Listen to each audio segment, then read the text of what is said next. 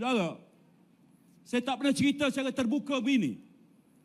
Malam itu mengajar saya bahawa politik kita boleh bersifat anjal, fleksibel. Kita telah bertarung. Rakyat telah buat keputusan. Angka kita terhenti setakat 82.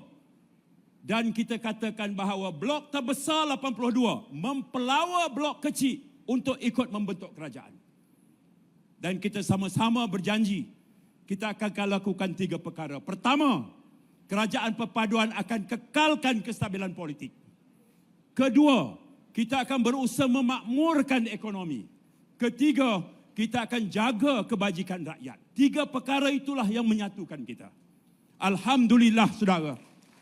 3 tahun kita buktikan.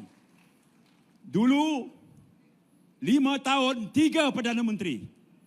Sekarang 3 tahun masih Perdana Menteri yang sama, Datuk Seri Anwar. Dan insya-Allah habis penggal pun dia masih Perdana Menteri yang sama.